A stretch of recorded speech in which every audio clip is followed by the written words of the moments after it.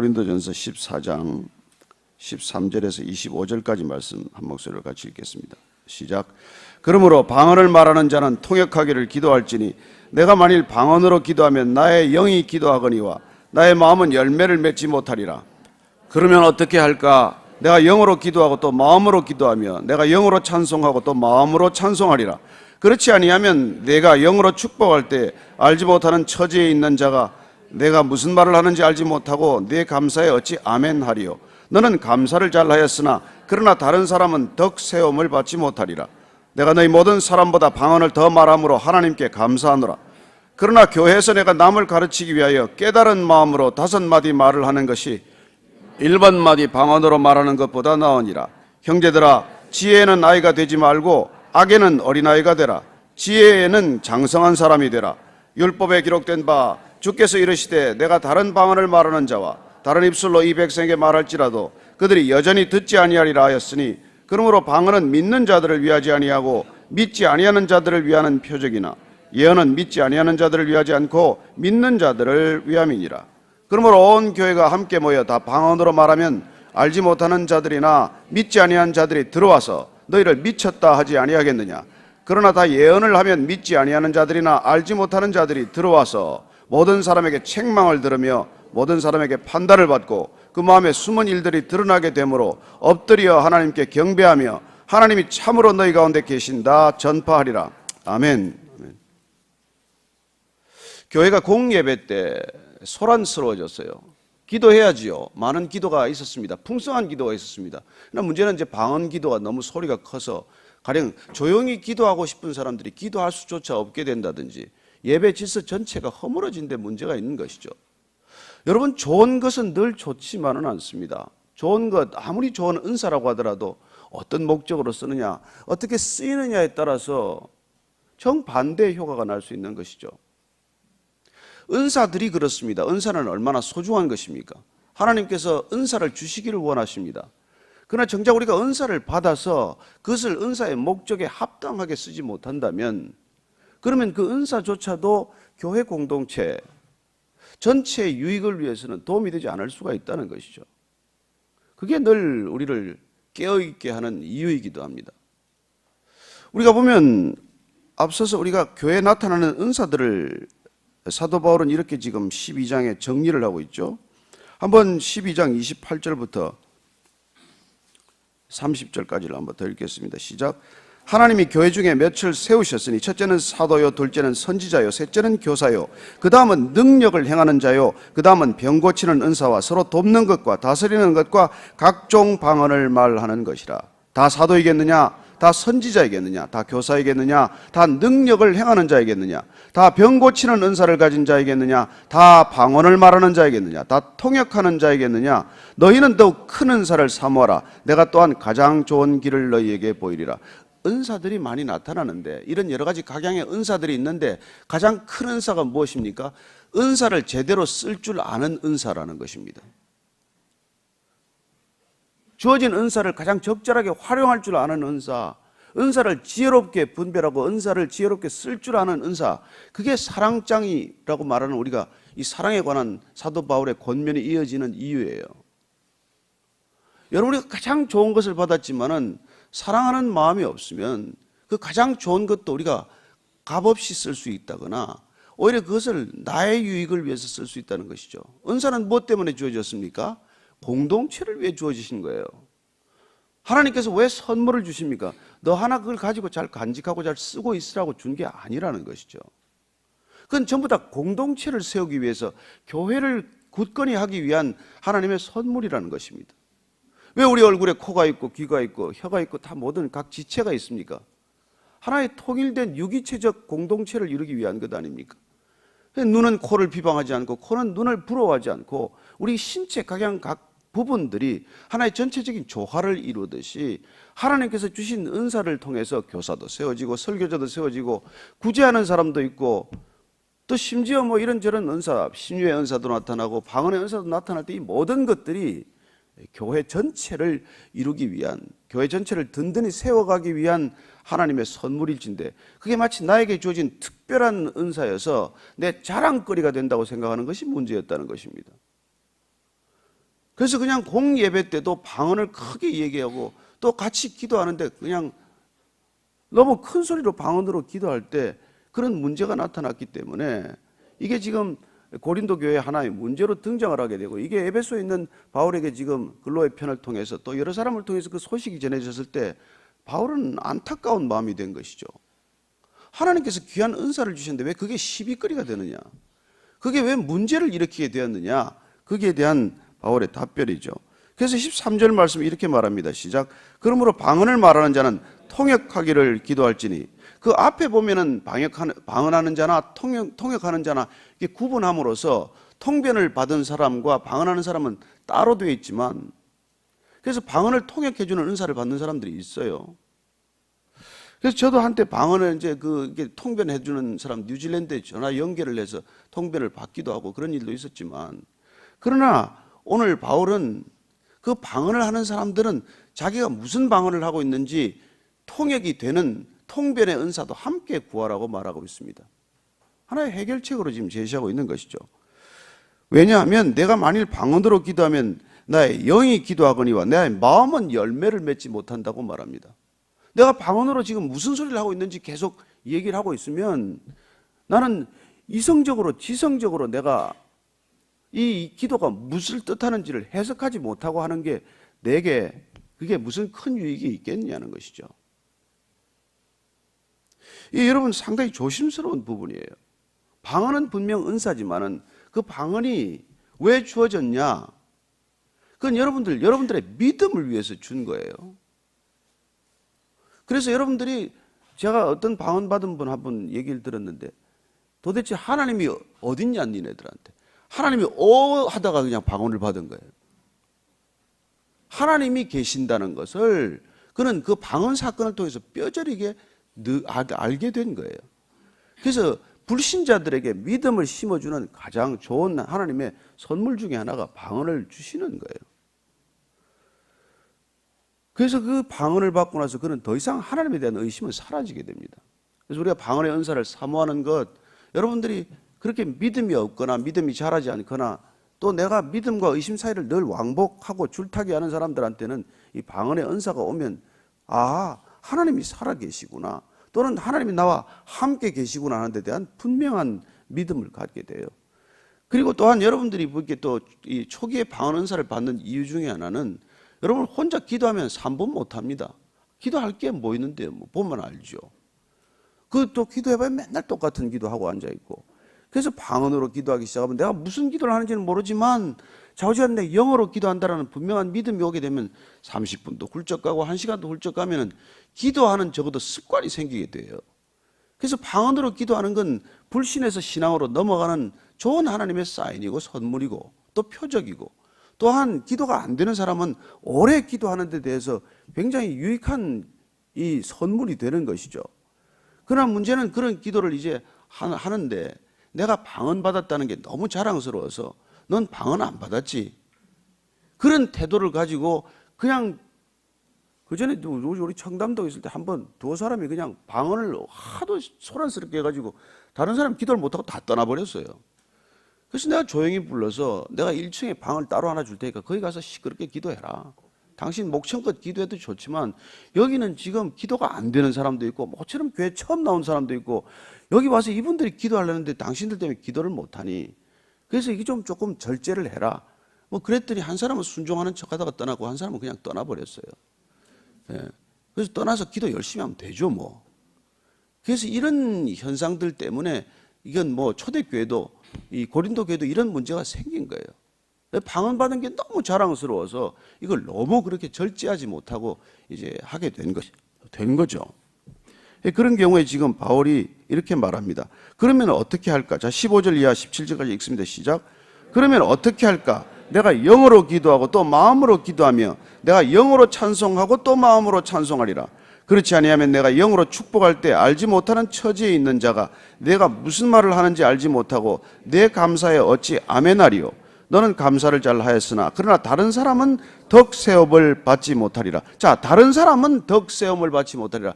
다른 사람은 내가 방언 기도하고 내 신앙은 드러났을지 모르지만 그 사람은 내가 방언 기도를 한다고 해서 이 다른 사람들은 그 신앙이 자라거나 또 네가 기도하는데 아멘으로 할 수가 있겠느냐?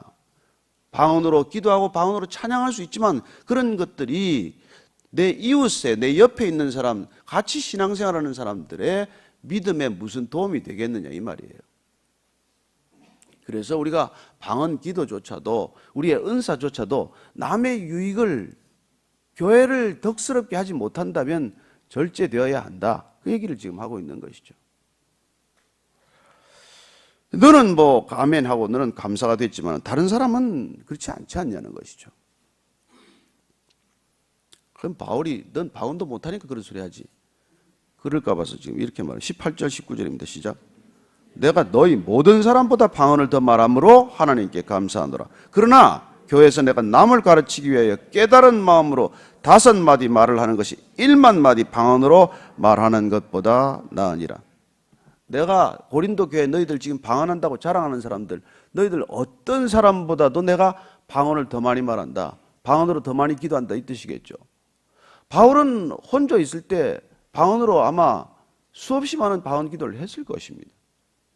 그러나 공예배 때 적어도 회중들 앞에서는 그가 방언으로 기도하지 않는 까닭은 그 방언이 교회 전체의 유익을 위한 거나 방언을 알아듣지 못하는 사람들에게 무슨 도움이 되지 않기 때문에 그는 깨달은 마음으로 내가 하나님의 말씀을 깨닫고 그렇게 전하는 5마디로 차라리 말하는 것이 낫지 1만 마디로 내가 여러분들 회중 앞에서 그 말을 하는 게 무슨 소용이 있겠습니까? 그러니 나는 회중들 앞에서는 내가 방언으로 여러분들에게 얘기하지 않겠다 그런 말이에요. 자, 그러면 예를 들어서 우리가 쉬운 예를 들어서 방언이라는 게 혀라는 뜻에서 나왔지만 이 혀 또는 다른 랭귀지, 다른 언어를 말하기도 해요. 그래서 구약에서는 다른 언어를 말한다는 뜻에서 이 방언을 쓰기도 했습니다. 외국어를 말하는 것이죠. 그러면 내가 여기서 여러분들한테 무슨 외국어로 여기서 설교를 하면 알아듣는 사람이 뭐 한두 사람 있을지 모르겠지만 대부분이 알아듣지 못하면 1시간, 2시간 설교를 한들 여러분에게 무슨 유익이 있겠어요? 알아듣는 말로 해야 되지 않겠냐는 것이죠. 깨달은 말 5마디를 하는 것이 알아듣지 못하는 말 1만 마디보다도 그게 더 유익하다는 것입니다. 그럴 때는 여기 들어왔을 때 처음 교회 온 사람이건 불신자건 초신자건 그렇게 우리가 알아듣는 말로 했을 때 내가 어떤 하나님의 마음을 느낄 수 있다면은 알아듣지 못하는 말로 전하는 것보다야 비교할 수 없이 유익하다는 것이죠. 교회 전체 공동체를 위해서. 결국은 이 은사, 방언의 은사건 무슨 은사건 기준은 내 유익이 아니라 상대방의 유익이라는 것이죠. 여러분 그리스도인이 된다는 것, 성령 충만한 사람이 된다는 것은 이런 은사들이 나타나는 것보다도 더 중요한 하나의 기준을 가진 삶이 된다는 것입니다. 그것은 더 이상 내가 내 유익을 추구하는 삶이 아니라 내가 이 은사들, 내게 주신 모든 것들을 통해서 이웃을 섬기고 이웃을 세워주는 일을 한다는 것이죠. 그래서 크리스찬의 정체성은 무엇입니까? 공생애예요, 공생애. 여러분 그리스도인이 된다는 것은 공생애를 시작한다는 뜻이라고 말씀드리지 않았습니까? 예수님께서 요단강에 세례를 받고 그리고 하나님의 음성을 듣고 그리고 성령에 이끌려서 광야로 가서 마귀의 시험을 받아요. 왜 마귀 시험 받는데 성령에 이끌려서 가서 받습니까? 성령에 이끌려서 마귀의 시험을 받는 까닭은 그 시험을 통해서 마귀의 유혹을 이겨내는 그런 믿음의 증거가 있어야 된단 말이에요. 그렇게 마귀의 유혹으로부터 우리가 이길 수 있는 게 성령의 능력이에요. 그런데 그 마귀의 유혹이 무엇입니까? 너 자신을 드러내라는 거 아니에요. 내가 누구인지를 증명해 보라는 거 아니에요. 돌이 떡이 되라는 거 아닙니까? 내가 물질적인 유혹에 내가 넘어가서는 안 된다는 게 그게 성령이 우리에게 오신 목적이에요. 그러면 내가 누구인지를 증명하고 내가 누구인지를 드러내고 내가 누구인지를 자랑하지 않기 위해서 주신 성령을 받았는데 그 성령 받은 사람이 내가 성령 받은 것, 그 은사 받은 것을 자랑하기 위해서 내가 무슨 일을 하고 있다면 그게 성령 충만이 될 수 있겠냐는 것이죠. 그건 자가 당착 아닙니까? 모순 아닙니까? 나를 드러내지 않도록 하기 위해서 성령이 오셨는데, 그 성령이 오셨기 때문에 성령께서 주신 선물을 더 드러내고자 한다면 그건 앞뒤가 안 맞는 신앙이죠. 이해가 되십니까? 안 되는 사람도 있네 보니까. 예, 그래서 우리가 형제 20절 읽습니다. 시작. 형제들아, 지혜에는 아이가 되지 말고 악에는 어린아이가 되라. 지혜에는 장성한 사람이 되라. 지혜에는 아이가 되지 말고, 악한 것은 모양이라도 우리가 따르지 않는, 그야말로 악과는 거리가 먼 사람이 되라는 것이죠. 저는 여러분들이 악은 모양이라도 생각하지 않게 되기를 바랍니다. 그러나 선한 일에는 우리가 지혜로운 자가 되어야 한다는 것이고, 지혜란 무엇입니까? 분별력과 이해력이에요. 우리가 지혜로워진다는 것은 분별할 수 있다는 것 아닙니까? 영적인 것과 신령하지 않은 것, 영적이지 않은 것, 그리고 또 나를 위한 것인지 이게 공동체를 위한 것인지 분별이 된다는 것이죠.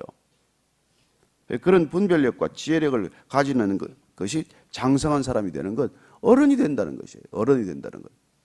여러분, 나이 든다고 어른 됩니까? 저는 나이 든 아이들을 많이 봅니다. 나이 든다고 어른 되지 않아요. 오히려 나이 점점 들어가면 더 유치해지는 사람 많지 않습니까? 배운다고 어른 됩니까? 저는 학위를 2개 가지고도 어른스럽지 못한 사람들을 보았습니다. 여러분, 많이 배웠다고 어른스러워지지 않아요. 그 뭐 때문에 어른이 되냐? 그게 우리가 앞에 13장 이 얘기예요. 우리가 어린아이와 같이 살다가 우리가 사랑할 줄 알고 사랑받을 줄 알면 그때 비로소 어른스러워지는 거예요. 그래서 내가 사랑이 없을 때는 말하는 것이 어린아이와 같고, 깨닫는 것이 어린아이와 같고, 장성한 사람이 되어서는 내가 어린아이의 일을 버렸다. 말하고 깨닫고 생각하는 것이 다 어린아이와 같다가 어른스러워진다는 것은 내가 비로소 누군가를 사랑할 줄 알고 하나님으로부터 사랑받을 줄 아는 사람이 되었을 때 나는 어른스러워진다는 거예요. 그렇게 어른스러워질 때 내가 은사를 쓰는 것도 어른스럽게 쓴다는 것입니다. 누가 어른이 돈 자랑하는 사람이 어디 있습니까? 애들이나 돈 자랑하지. 어른도 자랑하나요? 그럼 어른이 아니란 말이에요. 우리가 어른과 아이를 구별할 수 있는 기준이 생겼죠. 자랑이 많으면 어른이 아니죠. 어른스럽다는 게 누가 무슨 자랑을 그렇게 대단히 합니까? 그래서 저는 여러분들도 이게 자랑이 얼른 튀어나오려면은 이걸 막으셔야죠. 제가 이번에 저기 갔더니 이제 자카르타에서 2교회에서 이제 말씀을 전하고 그랬는데, 그 중에 이제 여기 베이직 교회 나오는 분들이 몇 분 계세요. 근데 이분들이 이제 제가 왔다고 너무 반가워하고 하는 것도 좋지만 또 얼핏 보면 막 베이직이 자랑스러운 것 같아요. 왜 자랑스럽습니까, 근데? 그래도 조심해야 돼요. 여러분, 무슨 교회가, 내가 그 교회 다닌다는 게 자랑스러워진 거는 내가 방언받은 게 자랑스럽다는 거하고 똑같습니다. 저는 그래서 여러분들이 어디 가서 베이직 교회 다닌다고 얘기도 하지 말라는 얘기를 하잖아요. 이게 자랑스러워서는 안 됩니다. 예수님이 자랑스러워야지 여러분들이 무슨 교회 다니는 게 왜 자랑스럽습니까? 그거 아주 유치한 거예요. 아직 어린 거예요. 예수님을 아는 것, 예수님이 그분이 내 인생의 주인이 된 게 자랑스러워야지. 여러분들이 어느 교회 다니는 게 왜 그렇게 자랑스럽습니까? 그 교회 여러분이 세운 겁니까? 그 교회 여러분 겁니까? 뭐가 그게 자랑스러워요? 그래서 가서 꼭 그분들이 다른 교회 가면 꼭 시험을 끼쳐요. 내가 그렇게 자랑스러운 교회를 다녔는데 이 교회는 왜 이렇게 자랑스럽지 못하냐는 듯이 교회를 다니면 누가 좋아하겠어요? 그 공동체에 계신 분이. 그래서 우리가 이게 교회 처음 시작할 때 수평 이동을 받지 않고 특별히 대형 교회에서 오신 분들 돌아가라고 말씀드렸던 이유가 그 교회가 기준이에요, 오면. 여러분들이 다른 기타 할 때 조심해야 합니다. 요새는 뭐 한 교회만 다니는 게 아니라 여기 뭐 외국에 가서 6개월 사는 분도 계시고, 그래서 요새는 여러분들 뭐 내 교회도 없더라고요, 보니까. 설교 듣는 교회, 사역하는 교회, 헌금하는 교회 다 달라, 요새는 보니까. 그래서 저는 여러분들이 정말 우리가 어른스러워진다는 것, 장성한 사람이 된다는 것은 자랑할 걸 자랑하고 자랑하지 않을 걸 침묵해야 하는 것이죠. 근데 이 고린도 교인들이 자꾸 방언을 자랑하니까 내가 너희들 누구보다도 방언을 많이 한다. 어떤 사람보다 내가 방언을 많이 하지만, 그러나 회중 앞에서 말할 때는, 공예배 때는 그렇게 내가 수없이 말하는 방언이 아니라 깨달은 마음으로 여러분들이 알아들을 수 있는 말로 하는 것이 그게 덕을 끼치는 거고 교회 공동체를 세우는 것이라고 말해주는 것이죠. 그래서 이사야서 28장 11절 이하를 인용합니다. 율법에 기록되어 주께서 이르시되 내가 다른 방언을 말하는 자와 다른 입술로 200세게 말할지라도 그들이 여전히 듣지 아니하리라 하였으니 그러므로 방언은 믿는 자들을 위하지 아니하고 믿지 아니하는 자들을 위하는 표적이나 예언은 믿지 아니하는 자들을 위하지 않고 믿는 자들을 위함이니라. 이 이사야서에 보면은 하나님께서 너희들이 이렇게 말을 안 들으면 그러면은 아수르의 침공을 받아서 아수르 사람들의 아수르 말로 하면 그럼 듣겠냐는 거예요. 아니 하나님 말도 안 듣는데 방언을 한다고 다른 외국어를 한다고 듣겠냐고 그 말을 하고 있는 거예요. 비유를 갖다 그렇게 하고 있는 것이죠. 알아듣는 말도 여러분들이 그게 깨닫지 못한다면 알아듣지 못하는 말로 한다고 여러분들이 어떻게 그걸 깨닫겠냐는 것이죠. 그래서 방언은 믿지 아니한 자들을 위한 표적이고 설교나 말씀은 믿는 자들을 위한 것이다. 이렇게 말합니다. 그래서 여러분들이 더 이렇게 예언을 사모하라. 이게 이제 바울의 지론이에요. 어떻게 보면 은사에 무슨 이렇게 차등을 둘 수는 없는 일이지만 사도 바울은 공공연하게 지금 방언은 가장 낮은 단계의 은사다. 이걸 지금 자꾸 심어주고 깨우쳐주고 있는 것이죠. 23절 이하를 읽습니다. 시작. 그러므로 온 교회가 함께 모여 다 방언으로 말하면 알지 못하는 자들이나 믿지 아니한 자들이 들어와서 너희를 미쳤다 하지 아니하겠느냐. 그러나 다 예언을 하면 믿지 아니하는 자들이나 알지 못하는 자들이 들어와서 모든 사람에게 책망을 들으며 모든 사람에게 판단을 받고 그 마음에 숨은 일들이 드러나게 되므로 엎드려 하나님께 경배하며 하나님이 참으로 너희 가운데 계신다 전파하리라. 그래서 교회가 지금 모여서 예배를 드리는데 만약 방언을 하고 있고 다 많은 사람들이 방언으로 지금 기도하고 방언으로 설교를 하고 있다면 누가 들어와서 미쳤다고 하지 않겠느냐. 제가 실제로 이런 경험을 했어요. 제가 뭐 그 간증을 한 적이 있지만은 제가 제 아내를 잡으러 교회 처음 갔더니 아니 그 교회 이제 설교가 끝나고 나니까 불이 꺼지고 말이죠. 단에 사람들이 올라가는 거예요. 저 사람들이 왜 단에 또 올라가나. 그래서 올라가서 이제 뭐 기도를 하기 싫은데 이제 듣도 보도 못한 게 얘기가 들리지 않습니까? 그래서 제가 당시에 기자니까 한번 취재하는 마음으로 올라가서 제가 유심히 들었어요. 각양각색의 방언이 있더라고요. 있는데 듣기 좋은 것도 있고 영 듣기 불쾌한 게 많아요. 그래서 제가 이제 그때는 분류를 했죠. 단에 올라가서 그런 짓 하는 사람은 중증 환자, 단 밑에 무릎을 꿇은 사람들은 경증 환자, 그 다음에 의자에 이렇게 앉아 있는 사람들은 구출 가능자로 분류를 하고 이제 그랬던 이제 경험이 있어요. 그래서 그때 평생 처음 교회를 들어갔는데 그 이렇게 단에 올라가서 몇 사람 방언을 하는데 이게 뭐 제가 혼란스럽지 않겠습니까? 야, 다 미쳤구나 정말. 완전히 이단들이구나. 그런 생각을 한 적이 있는데 지금 오늘날 그러면 이 방언에 대해서 두 가지 견해가 있어요. 이건 초대교회 때 있었던 일이어서 지금은 그게 필요 없다라고 하는 극단적인 생각을 가진 사람들이 있습니다. 그러나 오순절 계통의 교회에서는 방언을 받지 못하면 성령 세례를 받지 못했다라고 하는 또 극단적인 주장이 있어요. 그렇습니다. 오늘날 방언의 은사나 이런 영적인 은사들이 나타날 이유가 없다라고 말하는 것도 신학적인 근거는 없습니다. 그러나 방언의 은사를 받아야 성령 세례받았다라고 말하는 것도 적절하지 않습니다.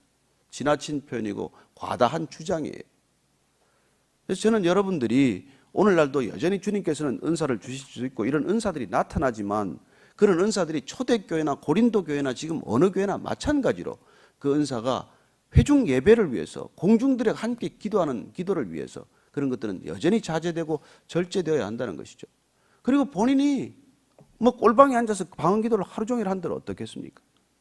그런 것들이 여전히 필요한 시대고 그리고 또 그런 방언의 은사가 나타나야 기도가 또 이게 활발하게 막 이렇게 뜨거워지는 것도 사실이에요. 그래서 우리가 주여 삼창도 하고 이런 기도도 하지만 그러나 때를 따라서 우리가 또 조용히 침묵 기도해야 될 때도 있고 하나님께서는 벙어리의 기도도 들으시고 또 방언 기도도 들으시고 다 들으십니다. 여러분이 듣는다는 믿음이 더 중요한 거 아닙니까?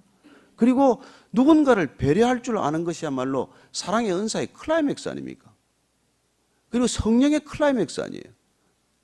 예? 오래 참음과 자비와 양선과 충성과 온유와 절제니 금지할 법이 없다고 하셨는데 그 성령의 은사가 오더라도 그 은사를 절제할 줄 아는 것이야말로 그게 성령 충만의 마지막 시그널 아니겠습니까? 저와 여러분들이 정말 이 교회 공동체를 함께 세워가면서 저는 여러분들이 다 각양 은사를 받게 되기를 축복합니다. 하나님께서 영적인 은사를 마음껏 부어주시기를 간구하십시오. 그리고 오늘 바울이 얘기한 것처럼 방언의 은사를 주셨으면 통변하는 은사도 함께 구하라고 말합니다. 주님, 제가 방언의 은사를 해석할 수 있도록 통변의 은사도 주십시오. 그렇게 자기 자신이 방언하고 통변하는 사람들도 적지 않을 수가 있습니다. 그리고 또 방언은 못하지만 통변을 은사를 받은 사람도 있고요. 오늘날도 이전에 그런 것들이 있지만 저는 여러분들이 어떤 은사건 그 은사를 절제해서 쓸 줄 아는 은사가 있게 되기를 축복합니다. 오늘날 이 시대 교회가 영적인 은사가 사실은 더 많이 나타나야 합니다. 더 활발히 나타나야 합니다. 더 강력하게 나타나야 합니다. 영적인 은사가 없이는 교회는 교회다워지지 않습니다. 그러나 그 교회가 자칫 잘못 길로 가는 까닭은 그런 은사들이 나타났을 때 더 조심스럽다는 것이죠. 그런 것들이 말씀을 뛰어넘는다든지 말씀보다도 더 앞서는 영적 경험을 주장하게 되면 교회는 더욱 또 다른 혼란에 빠지게 됩니다. 저는 여러분들이 우선 말씀을 더 많이 읽으시기를 바라고, 더 말씀을 많이 먹기를 바라고, 그리고 그 말씀을 여러분들이 살아낼 수 있는 성령의 은사를 갈망하게 되기를 축복합니다. 오늘 우리가 같이 기도할 때 다시 한번 우리가 이 교회가 말씀에 위에 든든히 서 있습니다. 저는 여러분들이 말씀 읽다가 성령 세례 받기를 원하고, 말씀 읽다가 방언 받기를 원하고, 여러분들이 말씀 읽다가 신유의 은사를 받기를 원하고 각양 은사가 나타나기를 축복합니다. 같이 한번 우리가 주님께 간절히 한번 마음을 담아서 주님, 제게 은사를 허락하여 주옵소서, 한번 이 시대 이 교회의 은사를 부어 주옵소서, 그렇게 기도하겠습니다. 하나님 아버지, 우리가 마가의 다락방에 임했던 성령의 바람처럼 불처럼 임한 성령이 오늘 모든 교회에 임하기를 원합니다. 하나님 아버지, 한국 교회가 다시 한번 성령의 은사가 나타나게 하여 주옵소서. 각양 은사가 나타나기를 원합니다. 병 고치는 은사도 있기를 원합니다. 주님, 정말 방언의 은사도 나타나기를 원합니다. 통변의 은사가 있기를 원합니다. 구제하는 은사, 권면의 은사, 말씀의 은사, 모든 은사가 교회에 풍성하게 나타나게 하여 주옵소서. 그런 은사가, 각양 은사가 잘 쓰임받기를 원합니다. 주님, 절제될 수 있도록 도와주시고, 하나님 이 땅의 모든 교회가 불신자들에게 정말 도전이 될 수 있는 삶의 모습으로 나타나는 은사가 있게 하여 주옵소서. 우리가 어떤 은사든 하나님, 이 땅을 주님 원하시는 하나님의 나라로 일구어가는 귀한 은사들 되기를 원합니다. 그 모든 은사들이 주의 은사가 되기를 원합니다. 그리고 은사가 지금 자랑할 수 있는 은사가 아니라 오직 주님만이 드러나는 은사가 되게 해 주옵소서. 그 은사를 통해서 나를 드러내고자 하지 않고 내가 더욱더 겸손해지기를 원합니다. 주님, 은사가 나타날 때 더욱더 무릎 꿇게 하시고 두 손 들게 하시고 주님 앞에 엎드려 그 은사가 주님만을 위하여 쓰임받게 하는 그런 간절한 기도가 있게 하여 주옵소서. 하나님, 이 땅 가운데 모든 은사들이 그렇게 주님만 영광스럽게 하는 은사가 되게 하여 주옵소서. 다시 한번 우리가 한국 교회를 위해서 기도할 때 하나님이 교회가 다시 한번 깨어나게 하여 주옵소서. 말씀으로 깨어나게 하시고 성령으로 깨어나게 하시고 은사로 다시 한번 일어서게 하여 주옵소서. 한번 한국 교회가 그런 진정한 부흥을 경험할 수 있도록 다시 한번 교회를 위하여 기도하겠습니다. 같이 한 목소리로 기도합니다. 하나님 아버지, 이 땅의 모든 교회가 다시 한번 주의 영으로 거룩한 교회가 되게 하여 주옵소서. 주의 경건의 모양이 나타나는 교회 뿐만 아니라 경건의 능력이 나타나는 교회가 되게 하셔서 하나님, 이 땅의 모든 교회가 다시 한번 주의 엎드려 부르짖는 교회가 되게 하여 주시옵소서. 하나님, 두 손 들고 무릎 꿇고 부르짖는 교회가 되게 하셔서 이 땅의 모든 교회가 사회적인 병폐, 비리, 부정, 이 모든 것들로부터 정말 빛이요 소금된 교회 때문에 이 땅에 다시 한번 교회가, 한국 사회가 다시 한번 주 앞에 겸비한 나라, 거룩한 나라, 통일된 나라 될 수 있도록 주님 축복하여 주시옵소서. 하나님, 이 교회가 다시 한번 능력을 회복할 수 있도록 주님 은혜를 베풀어 주시옵소서. 바람처럼 물처럼 성령이 임하게 하시고 성령이 임할 때 주님 정말 성도들이 불일 듯 일어나게 하셔서 거룩한 믿음의 능력이 다시 한번 교회를 새롭게 하여 주옵소서. 이 땅의 모든 교회가 새로워지기를 원합니다. 하나님, 한국 교회가 다시 한번 진정한 부흥을 경험하게 하여 주시옵소서. 성령의 거룩한 능력으로 부흥이 일어나기를 원합니다. 사람의 모습이 가려지게 하시고 오직 하나님의 모습과 형상만 드러나게 하시고 성령의 은사가 나타나는 그런 각양 교회들이 이 땅의 교회를 새롭게 하시고 한국 교회가 다시 한번 평양 대붕의 진정한 부흥을 경험하는 시대를 맞게 해 주시옵소서. 하나님, 절박한 시대를 맞고 있습니다. 하나님, 이 땅 가운데 다시 한번 교회의 능력을 회복할 수 있도록 주님 축복하여 주시옵소서. 다시 한번 북녘 땅과 이 나라의 민족을 위해서 기도할 때 하나님, 저 땅에 저 슬픔이 가득한 땅이 되고 말았습니다.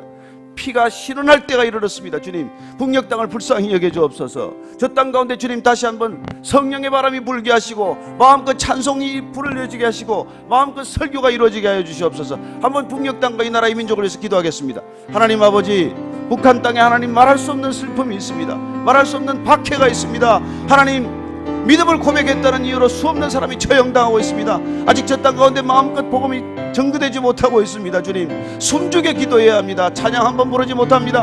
하나님, 믿음을 드러내지 못하는 시대에 저 북녘 땅 가운데 다시 한번 성령의 바람이 임하기를 원합니다. 주님, 바람이 불일 듯 일어나게 하시옵소서. 저 땅 가운데 다시 한번 기도가 일어나게 해주시옵소서. 하나님, 남북한이 다시 한번 말씀으로 통일될 수 있도록 도와주시고, 남북한이 다시 한번 성령으로 통일될 수 있도록 도와주시고, 남북한이 다시 한번 선교 항복이 될 수 있도록 주님 역사하여 주시옵소서. 저 땅을 불쌍히 여기시고 저 백성들 가운데 주님, 지금도 숨죽여 기도하는 저들의 기도에 응답하여 주시옵소서. 하나님, 박해가 끝나기를 원합니다. 마음껏 찬양할 수 있도록 도와주십시오. 하나님, 이 땅의 모든 교회가 한 교회가 될 수 있도록 주님 역사하여 주시옵소서.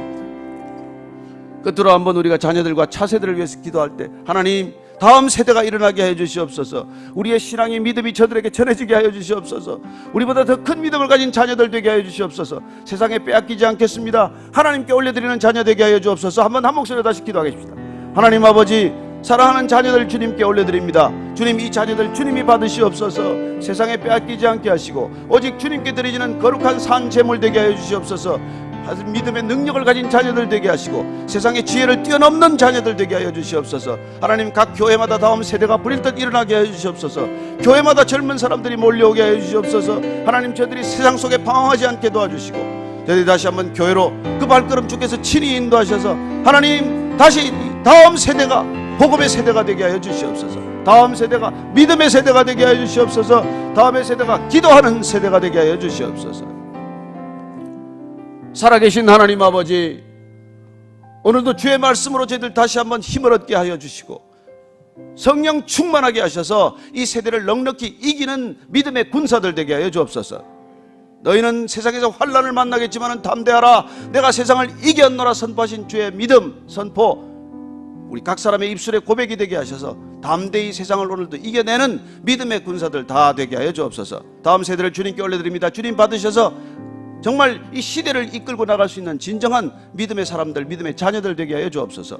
북녘 땅 가운데도 성령의 바람이 불게 하여 주시옵소서. 저 땅 가운데도 복음과 마음껏 찬양이 울려 퍼지게 하여 주시옵소서. 주님, 그 일을 위하여 이 민족 다시 한번 준비되게 하시고 그 일을 위하여 다시 교회가 깨어나게 하시고 교회가 거룩의 능력을 회복하게 하여 주옵소서.